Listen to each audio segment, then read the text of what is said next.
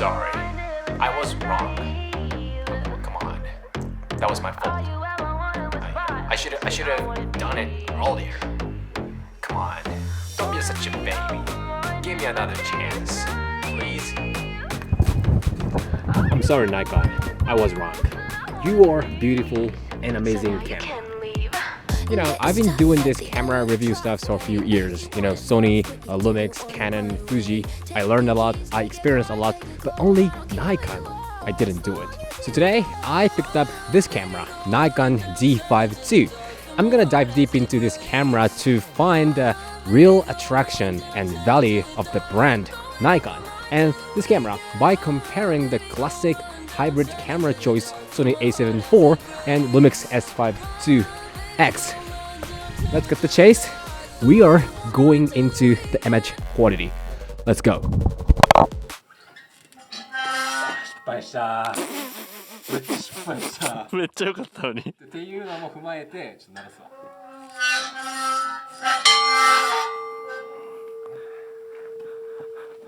ダメだ。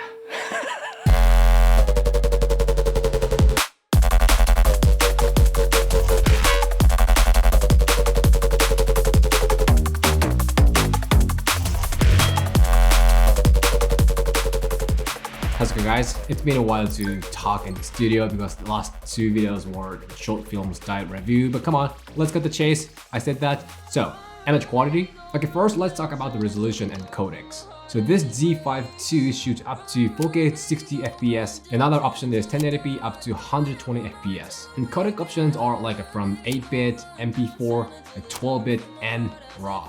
Yes, this Z5II can shoot RAW internally and in SD card, not CF Express. Well, I'm gonna come back to this and RAW stuff later. So this Z5II provides you the ability to handle many different situations from casual with MP4 to serious with 12-bit and RAW. But when it comes to codec, this S5IIX got most. Up to 6K OpenGate from 1080p and several format options like MP4, MOV, and Apple ProRes. And actually S5IIX slightly looks sharpest in the manual focus controlled image since it has 6K, which is the highest resolution of those three. Oh yeah, and Sony is simplest, like a 4K, 1080p, like all eye, and like a smaller version of those. But yeah, actually they all shoot, you know, 4K, great 4K image equally. The quality of them is not that different, but it's important to have a variety of shooting options such as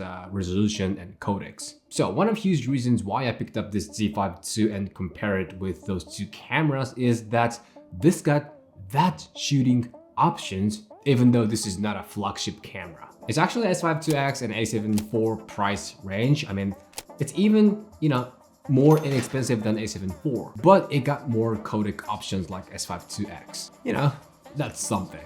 Especially if you want to be the pro potential. House call, no rest. Pull up on your shot in the front next. House call, no text. I've been up all night, baby, no stress. House call, no rest. Pull up on your shot in the front next. I am shocked. The purest, the most pure, whatever it is, the most purest color science ever. Let me talk about Nikon color first before the comparison. This got the best true-to-life color depiction capability, not only of today's cameras, it's of all cameras I've experienced before. What I did to those footages was just a color space transforming and small adjustment. It was almost finished as soon as I changed log to Rec 709. It was perfectly depicted with 13 plus stop wide dynamic range. You know, I didn't do much of color grading to see the real color, but its performance is amazing. I had a strange, surprising feel. When I saw the Blackmagic and Lumix color for the first time, I was like, oh, this cinema vibe was just so good. But this time, it's kind of different from that feel. I didn't feel that cinematic from Nikon. It was like I was surprised and touched by its ability to capture the raw and real moment. This is the comparison of those cameras: Z5II, A7IV, S5IIX. a huge difference. Sony and Lumix got the classic difference that I've been saying, magenta shift for A7IV and the yellow shift for S5IIX. And this Lumix blue, it's so iconic. They got a different taste, but the overall atmosphere is close, like they are super sharp and crispy. But the actual life is not that crispy. Z5II captures this view super right. But I gotta say, it's most boring, especially compared to Lumix. While Sony got the modern, clean, sharp vibe and Lumix got the kind of classic cinema vibe, Nikon is just normal, which is a great uniqueness and attraction. But if you want to have a cinematic vibe, Nikon might be kind of boring for you. But to me, after experiencing a lot of styles, brands, cameras, now I love this Nikon color so much. I mean, this pureness. That's what I like about Nikon. I think Nikon captures things most natural, and especially it's the best one for the nature and wildlife shooting.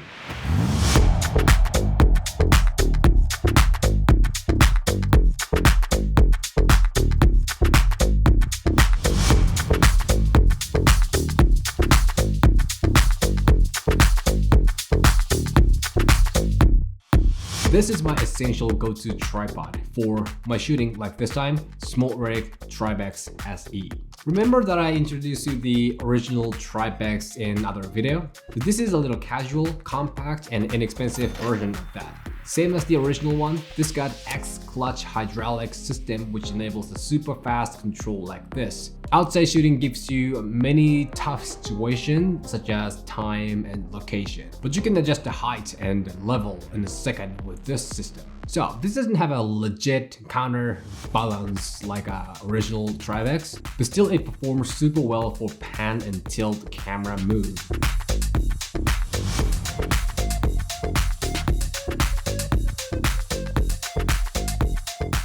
It holds up to 15 kg for tripod, 6 kg for the head, and the height goes from 25 to 168 cm. I think this can handle pretty much all general mirrorless cameras and situation. You know, usually the video tripod doesn't have the center clamp because you need to control the level with the ball head, but thanks to this hydraulic system, this can have the center clamp. This is actually super useful when you need a micro adjustment of height. And same as the original, this got a quick release system for mount frontal and DJI RS2, RS3 plate, so you can come and go between the gimbal and tripod without changing the plate every time. So, time flies a little. Now I'm on the location for another different shoot with Tribex SE. Let me show you how this actually helps in my workflow. So, I shoot outside a lot. It's pretty much a weather game, like chasing the light and hiding from it. I need to move and sit up as fast as I can. When that Tribex SE is super easy to carry and it allows me to be ready immediately. So, this is not only fast and easy, its stability is awesome. Even when the wind is super strong, this tripod holds the camera super well. Even when the gear is heavy, it allows you to do the very smooth camera move like a tilt and pan. Also, this hook is genius. You can hang your backpack right here so you can boost the security and stability more. How about durability? Super secured. Legs are aluminum. It is solid. It works in tough temperature conditions and it passes many tests. You can have all of those by this size and this price. It's not too expensive, but it's secure, versatile, and of course it's fast. The adventure. Cannot wait for you. Cannot wait for you to set up the tripod. なんか出っかなと思ったけど、最後の締めをあえて考えないようにしてて、なんかこの場で出るかなと思ったけど、出ませんでした。ぜひ皆さんチェックしてください。Link in below.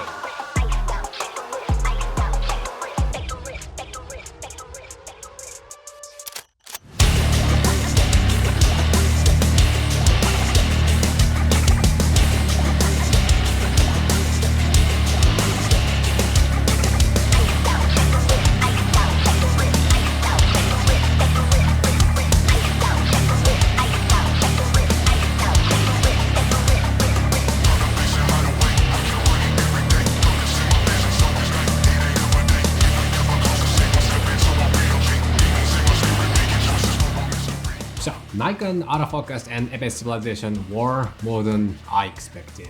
You got an AI deep learning system which supports you in a tough autofocus situation. And it got several detection modes such as animal, human, plane. What I was surprised most was the tracking ability. Even when the subject got out of the frame, the autofocus got back on it as soon as it came back in the frame. When it comes to the human eye tracking in a wide autofocus area, Nikon and Sony were doing a great job. Nikon was really fast, but sometimes the focus motion was kinda weird. It was not natural, while Sony was still natural with the max speed autofocus setting. So you don't want to set the autofocus too fast on Z5II. This performs as well as Sony and Lumix when the autofocus setting is right. About image stabilization, it got sport mode and EIS. I think those are better than Sony's active IS. It is close to Lumix EIS high mode. I think it's pretty good. Sometimes there is a weird shake, but even when you handle the camera so rough, it provides you the usable footage. Okay, now let's change the beat a little bit and let's take a look at the build quality and the usability. First, weight and size. So their size are pretty equal, but S5IIX is the heaviest. But holding feels tells Z5II is the massive, the most massive of those three.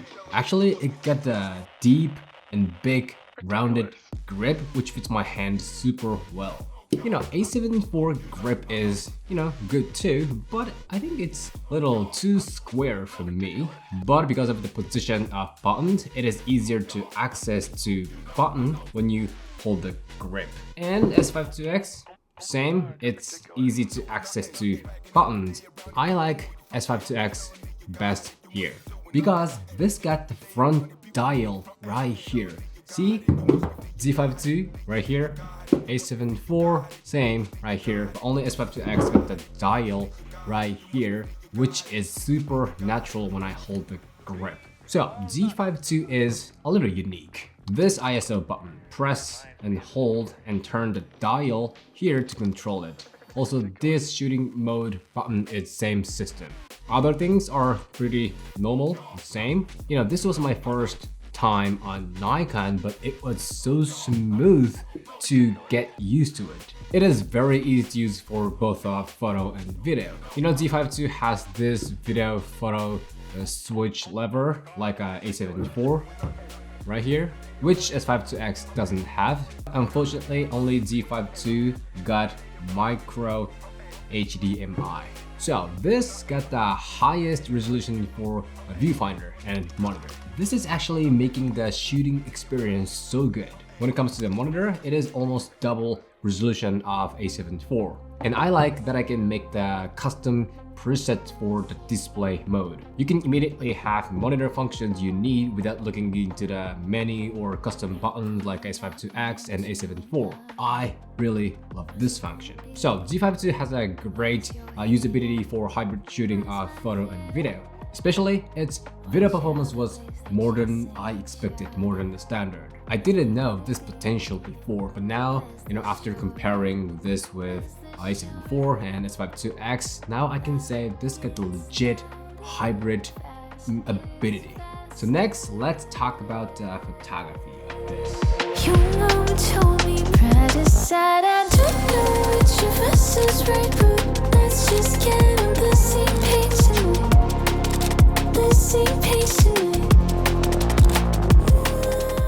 Back to the image. Fujifilm has the huge attraction in shooting experience in addition to image. But for Nikon, it's the image. That's the huge value of this camera. So real. Come on. Black is a pure black and blue is the blue.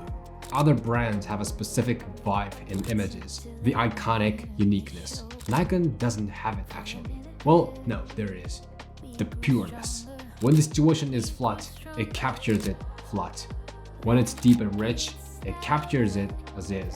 I really enjoyed shooting with Z5II. Since this has this pureness, I try to complete the image at the time when I actually shoot without thinking about and relying on the edit to express the raw and real moment. That process was so much fun.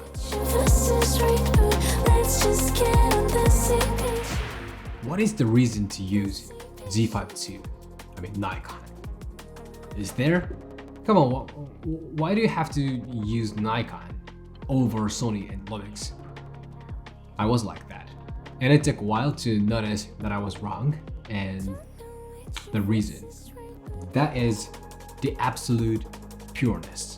We have skills and knowledge, so we immediately do a lot of artificial things to images. But this camera, the brand Nikon, made me realize that what's most important is the real color that the nature has. We never can create it. Greens of the tree and blue of the sky, they are the absolute green and blue that human can't produce. And I realized that we must cherish them when we shoot and edit. In my experience, Nikon captures the color which is the most close to the real nature, and nothing is like it. No matter how hard you color grade, like a teal and orange stuff, it never can be better than the pureness. Can it be the legit hybrid cameras like A7IV and S5IIX? Yes, it can be. It has a great hybrid performance in terms of the quality and functionality, but also I gotta say, if you wanna be more creative about colors, I think Nikon is not the best choice for you. Don't get me wrong, I don't mean like you can be creative with Nikon. I mean like if you do hard color grading, you can't draw the maximum color potential up from the Nikon camera. Let me tell you my story. I imported Nikon footages in DaVinci Resolve to edit. Okay, so imported and placed them at the timeline and transformed those log footages to Rec 709. And usually I immediately start to, color grade, like, HSL carve, log wheels to make a mood, to make a cinematic vibe. But it was strange. Like, I didn't feel it at all with Nikon footages. Like, I didn't want to jeopardize the Nikon world. So I didn't do anything pretty much, just the basic exposure adjustment. But the image was completed. I think that's the true value of Nikon. Your skill and knowledge are just here for supporting Nikon to reproduce its color. Maybe it's only me, but at least my creativity was gone when I was editing, Nikon footages. I mean, in a good way. I just feel like, okay, I shouldn't do anything about this. It's better to stay away from Nikon world to draw the maximum power of this camera. Okay, that's it. I hope this entertains and helps you. なんも出ない。またこれもさ、最後いつもはちょっと考えるんですよ。ちょっと考えるんだけど、今回マジで何も考えなくて、よし、その場の久しぶりの喋りだから、ちょっとその場の雰囲気で行ったろうと思ってたけど、何も出なかった。If you like this video, show me a thumb and hit the subscribe, and I will see you in the next video. When I was just taking a break in this shoot, like about 30 minutes ago, I just checked the Instagram. Nikon released what was that, like ZR? The cinema camera, the first cinema camera from Nikon, and the Canon launched, what was that, like a C50, like the smallest EOS cinema camera, right? That sounds interesting. じゃあまた。いいのかこれで。適当すぎるか終わり方が。けどもう8時なんですよ。でしかも明日また別の撮影で朝4時ぐらいに起きなきゃいけないんで、ちょっと今日はじゃあこの締めで勘弁させてもらいますわ。いいですか？